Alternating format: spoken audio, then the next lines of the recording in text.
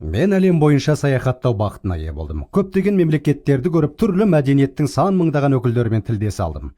Қазіргі таңда кез келген қоғамның ең үлкен мәселелерінің бірі адамдардың қалай өзін-өзі қабылдайтындығы екендігіне сенімдімін. Өйткені өзі жайындағы қате түсінігі ақыр соңында кез келген қарым-қатынасқа әсер етеді.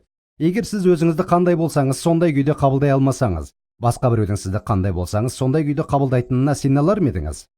Жоқ, олай айта алмайсыз.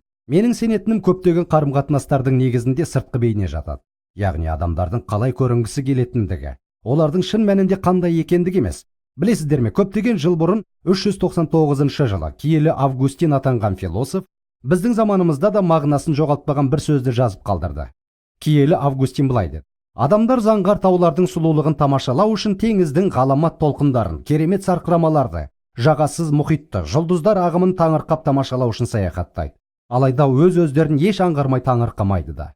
Бұл біздің заманымызда да сондай орынды. Біз тамаша таулар жайында, өзендер, ормандар, жағажайлар жайында сөз қозғағанда ең әдемі, әсем сөздерді қолданамыз. Алайда өз-өзімізге келетін болсақ, біздің көзқарасымыз күрт өзгереді.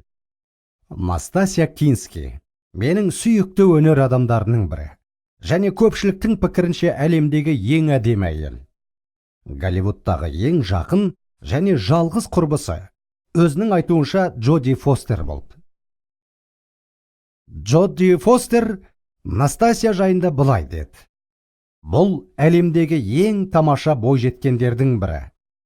Бірақ өзі жайында өте ұсқынсызбын деп ойлайды. Ол өзін ебедейсіз деп есептейді.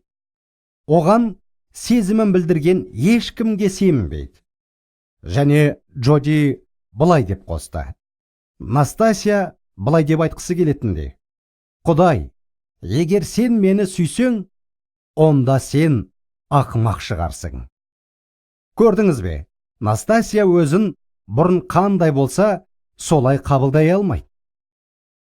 Қазір қандай болса да қабылдай алмайды. Сондықтан оны қабылдайтындарға сенім арта алмайды.